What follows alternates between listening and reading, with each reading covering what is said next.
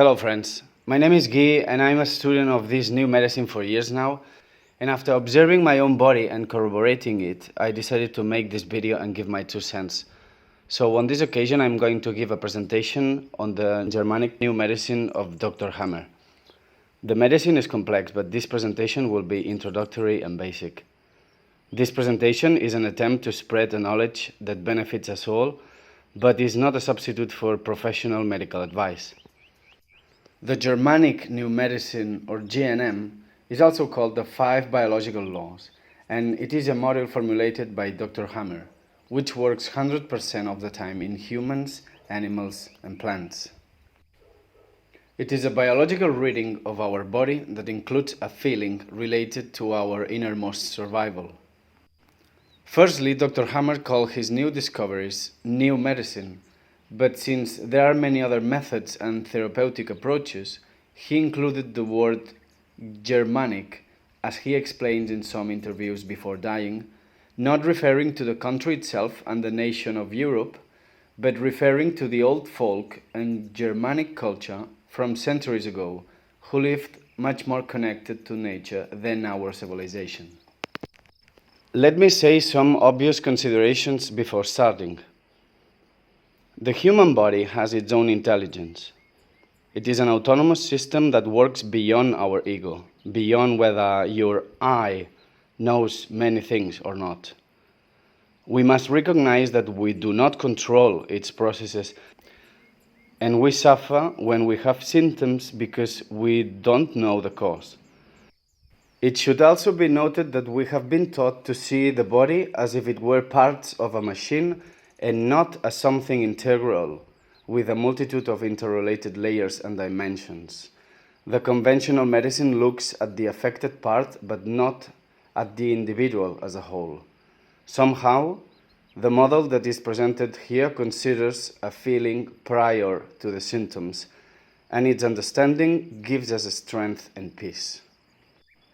Before starting to talk about the biological laws, I would like to emphasize that the new German medicine is the foundation of other models that have appeared later, where these authors mix the discoveries of Dr. Hamer with other knowledge and vocabulary.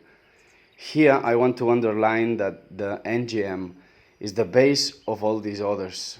Without wanting to disqualify the others, this is a loyal presentation of his work. To explain the German New Medicine, it is imperative to explain the history of the German doctor. Rike Gerd Hamer was born on May 17, 1935 in Mettmann, Germany. He studied medicine, theology, and physics at the University of Tübingen and practiced medicine in various cancer hospitals in Germany. He was a notorious scholar and even invented clinical material.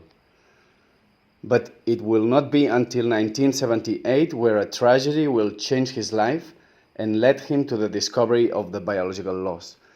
The tragic death of his son, who was accidentally shot, being seriously injured and dying a few months later.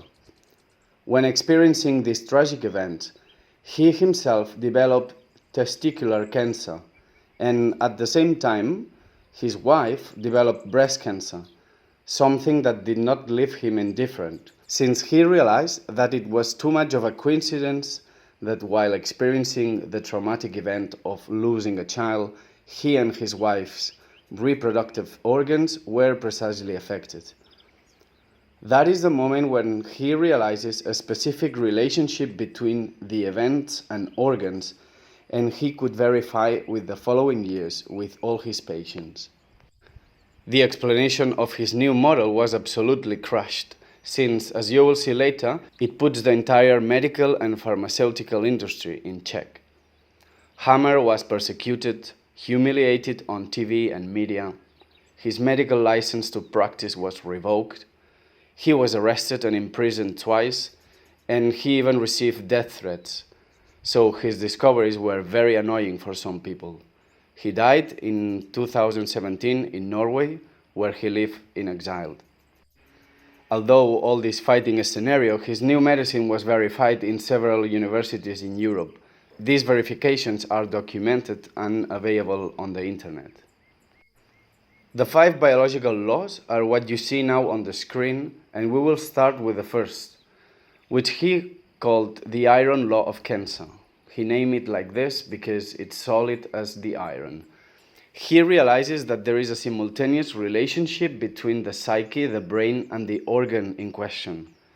And he begins to see that diseases are actually programs activated by the body that have to do with a biological shock. In this biological shock, he sees this relationship with the psyche, the brain, and the organ, where he will baptize the shock as DHS, Dirk-Hamer syndrome, in honor of his son. This event, this biological shock, is something that happens to us unexpectedly, acutely, and in solitude. It is an event that somehow threatens our survival and life. Hamer can corroborate the psychological themes of what has happened to his patients, and he sees a relationship between the affected tissue or organ and what the patient talks about, what he is concerned about. And the suspicion that there must be a relationship at the brain level is also corroborated by discovering imprints in the brain, a point with concentric rings that can be seen thanks to a CT scan in patients. It is a small edema that forms in the brain, located exactly in the area that controls the affected organ. There are letters between the doctor and Siemens, the manufacturer of CT scans, where they prove those marks were not artifacts or malfunctions of the scans. With all this, Hamer stops naming the diseases to start calling them programs. In particular, he calls them SBS, which stands for Significant Biological Special Program of Nature, from the German name. So the first law is summarized in 3 criteria. First, every disease is a program, the SBS, which originates from a biological shock, the DHS, which is an event that we experience acutely, by surprise, and in solitude.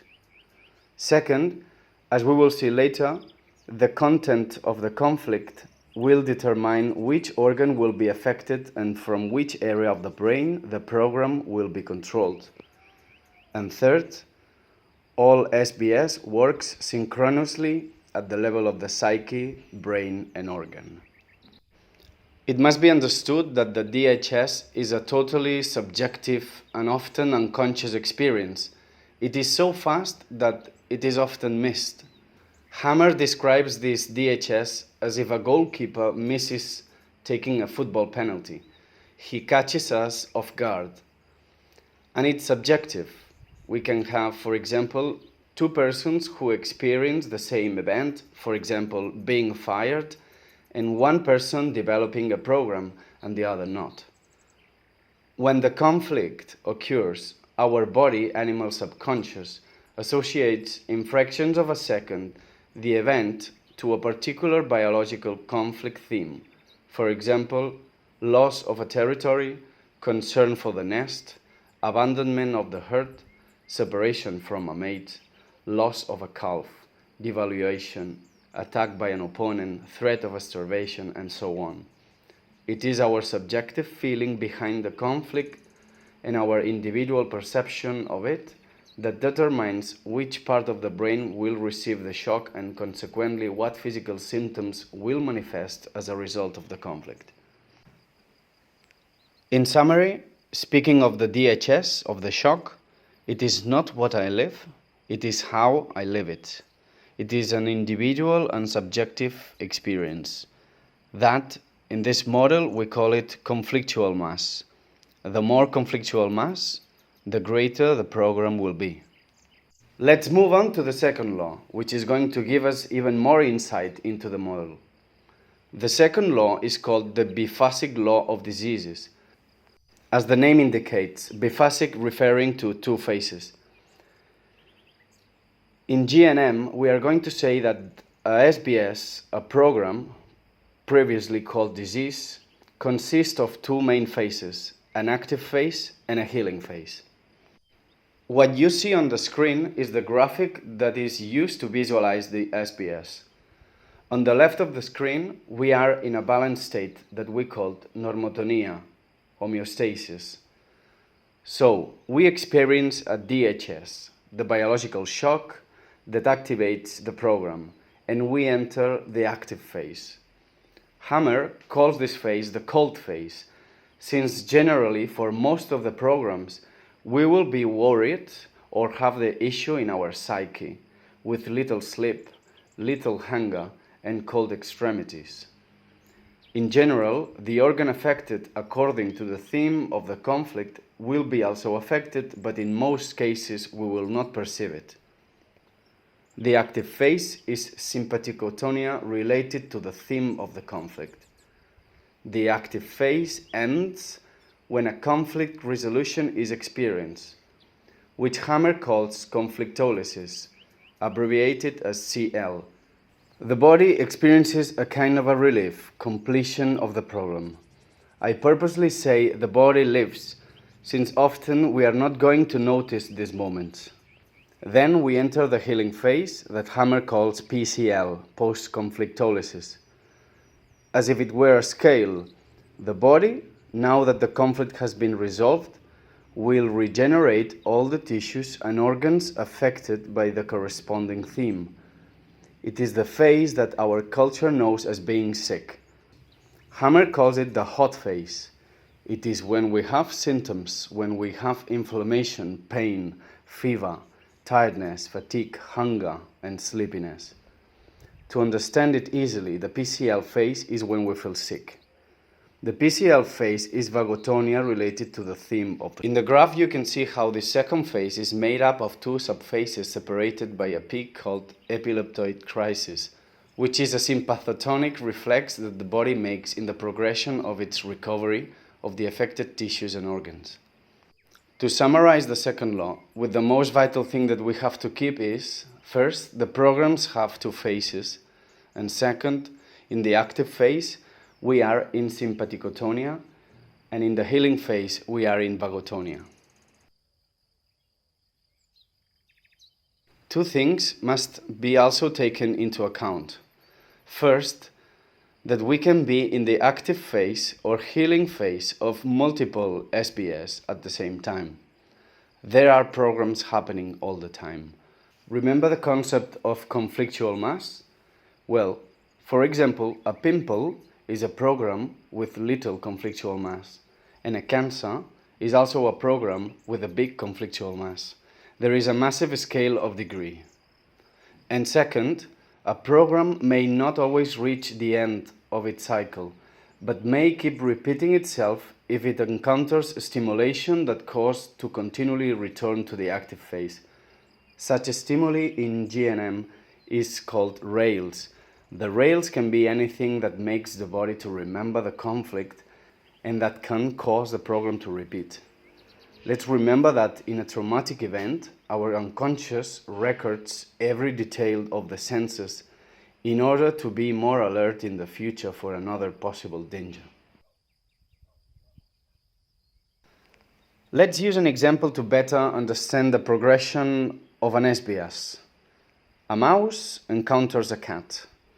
The mouse experiences a DHS, a biological shock of danger of death, and will activate an SBS that will affect his lungs.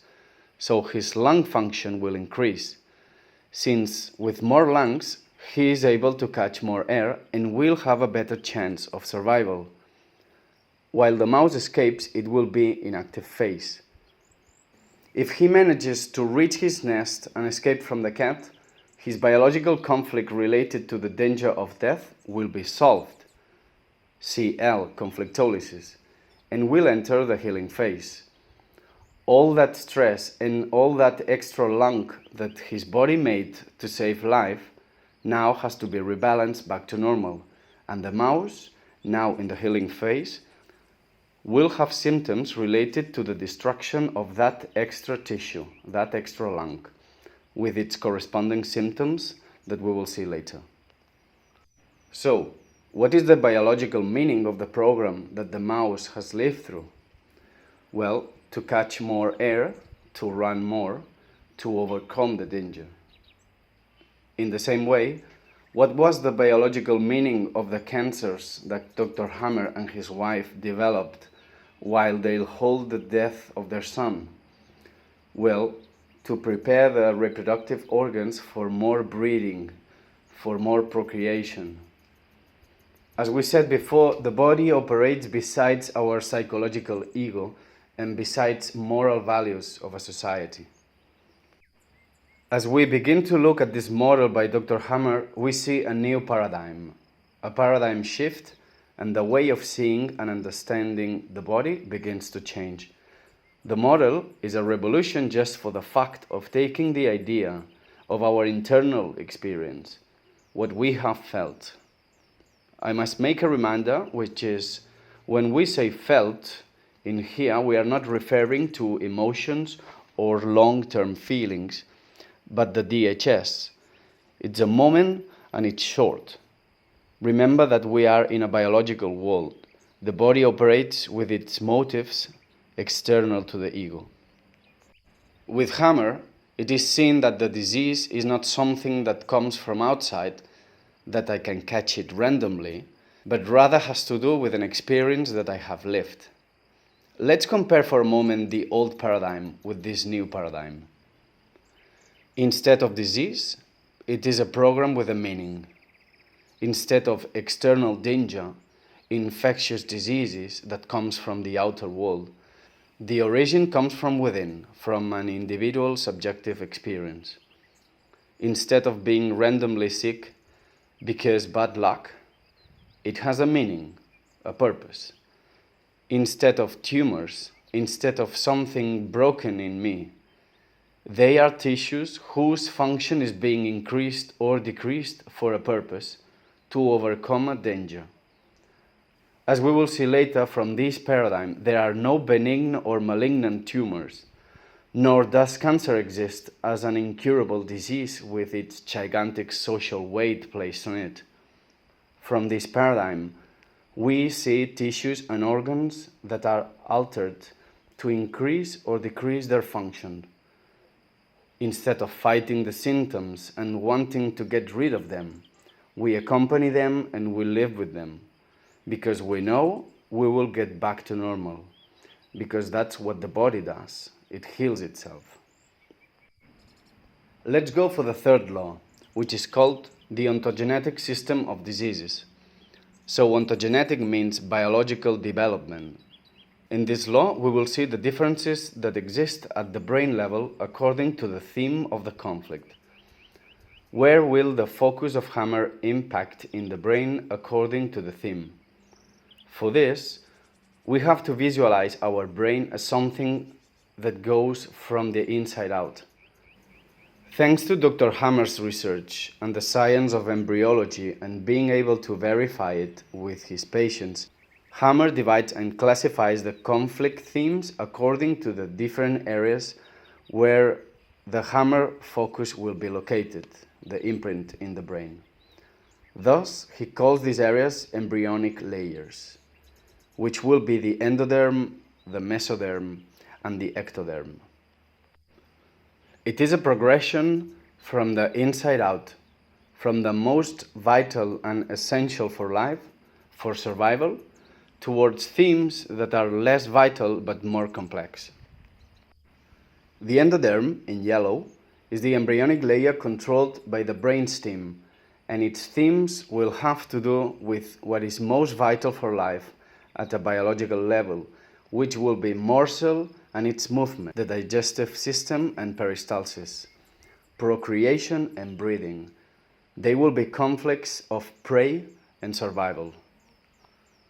The next layer is called the mesoderm, in orange, and it is divided into two groups, the old mesoderm, controlled by the cerebellum, and the new mesoderm, controlled by the cerebral medulla.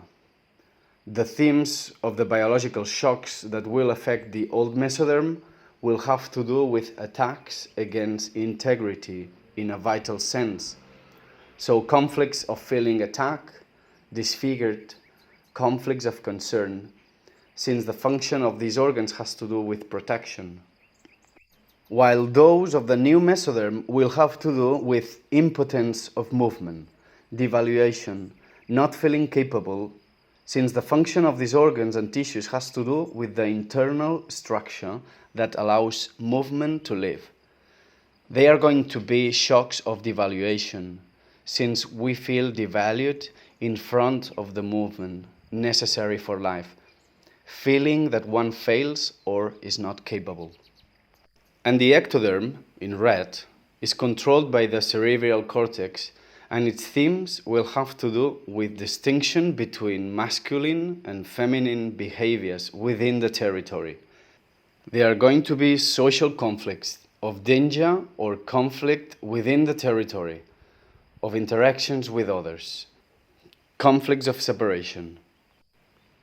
Hamer also discovers how psychological pathologies developed in long term as a result of having different focus in different places in the temporal lobes of the brain, but I'm not going to present it here due to its complexity.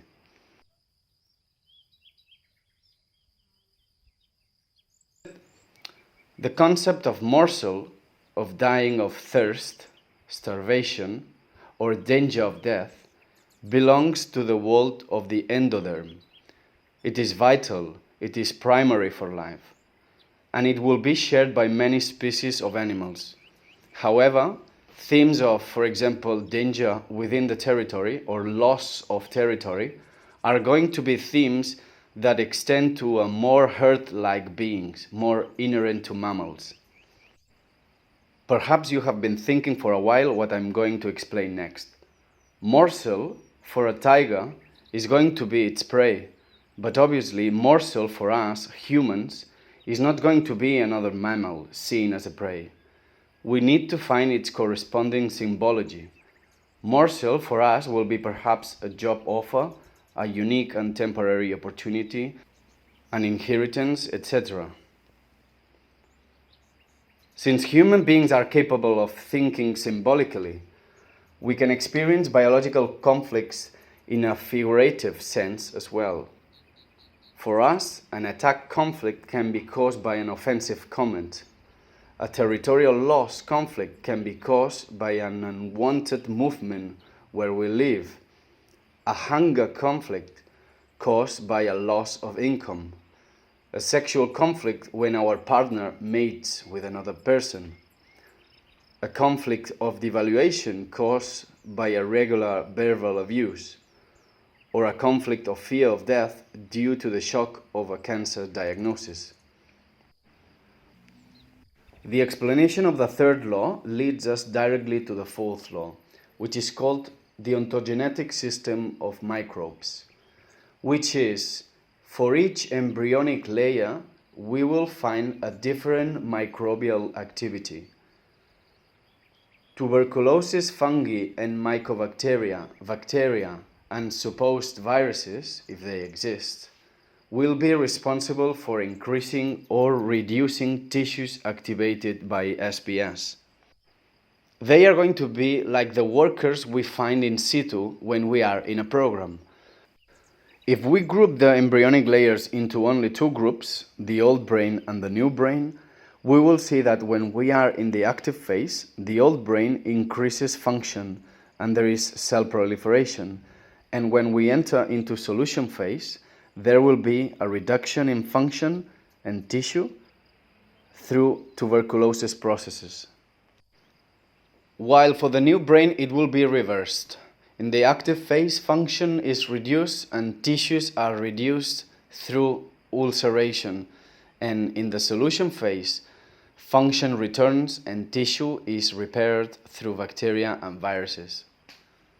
In summary, fungi, mycobacteria, bacteria, and so-called viruses are workers in the service of the body. Curious that we carry a legacy of understanding that nature is dangerous and that you can get sick if you catch something out there, right? In New German Medicine, it is like saying that since we have found firefighters at the scene of the fire, therefore means that the firefighters are the cause of the fire. Very logical, right? This is how they have been educating us with medical propaganda since always, that the disease comes from outside, since this false education comes from times of scientific disputes between Louis Pasteur and Antoine Béchamp. Pasteur, a favorite of the elites, and for that he was famous, affirmed that since there is microbial presence, it means that they are the cause of the disease. And Béchamp was just denying it. Microbial presence does not assure they are the cause of the disease. You can easily understand why it was very convenient to make one famous. With this new paradigm that Dr. Hamer presents, we can also see that the disease is not contagious, and that such narratives of the immune system are another phase of the narrative that the disease comes from outside. Yes, you hear it right. In NGM, there is no contagion or immune system or metastasis. And we finish with the fifth and last law, which is called the quintessence. With it, Hamer wants to indicate that everything has its cause and its purpose, and that sometimes it even goes beyond our comprehension. Everything has a reason to be, and it is perhaps the arrogance of modern man who is disconnected from reality and nature that makes him blind and arrogant of his understanding. Hamer writes the following paragraph to talk about the fifth law. All the so-called diseases have a special biological significance. While we used to regard modern nature as fallible and had the audacity to believe that she was constantly making mistakes and causing breakdowns, evil, mindless, degenerative cancerous growths, etc., we can now see that it was our ignorance and pride that were and are the only foolishness in our cosmos. Blinded, we brought upon ourselves this brutal, heartless, and meaningless medicine. Filled with wonder, we can now understand for the first time that nature is ordered and that every event in nature is significant, even in the framework of the whole. Nothing in nature is meaningless, evil, or sick. So, this has been a short taste of Hamer's work. Remember that this video is introductory and basic. I recommend everyone to go into the new medicine and with these new glasses to understand the body, apply self-observation and gradually identify when you are in active phase and when you are in a healing phase of some things. There is no better teaching than your own experience. To finish, let's summarize the 5 laws. The first law tells us that there is a biological shock, the DHS, and it works synchronously at the psyche, brain, and organ level. The second law tells us that each program has 2 phases, the active phase and the solution phase. The third law tells us about the origin of the theme of the conflict. The fourth law tells us about microbes and their embryological origin and how they are responsible for tissue modifications. And the fifth law tells us that everything has a purpose that can go beyond our comprehension.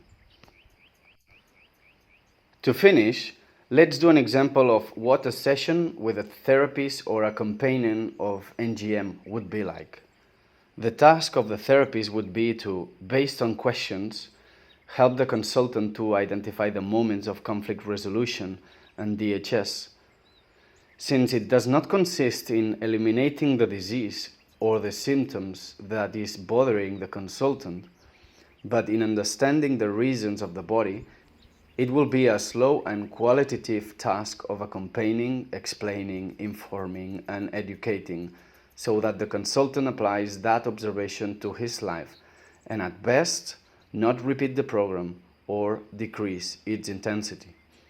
The therapist in NGM can advance or warn of possible upcoming symptoms since he knows the origin of the conflict and its embryonic layer, and knows that certain symptoms can be expected in the event of a conflict resolution or epicrisis. In other words, the NGM therapist is not going to cure or take the consultant out of his state, but rather guides him to understand why he lives the program he lives, so the consultant becomes aware of the program and the conflict. And here I end this presentation with an educational spirit and for the benefit of us all, with this valuable legacy that Dr. Hamer has left us. Thanks for listening. I hope it helps. Take care. Nueva conciencia trae esta ciencia, ya que puede enseñarnos a comprender nuestra naturaleza y su forma de accionar. Nueva influencia para todos los que estamos tratando de empoderarnos con la inteligencia y con certera claridad.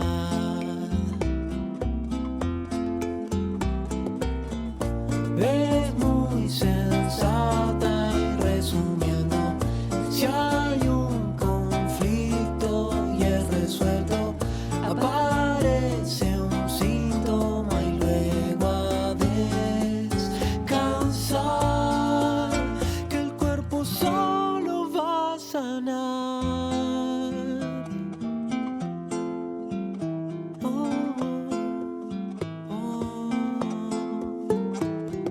Está en vigencia, aunque poco difundida, ten paciencia, es que va en contra de a quienes le interesa toda vida controlar.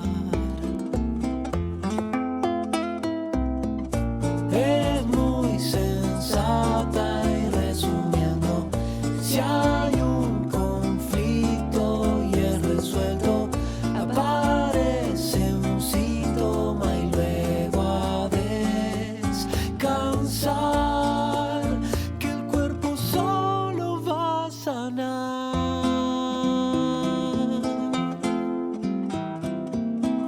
Con sus 5 leyes demuestra que nuestra biología no miente y que es coherente con nuestro funcionar.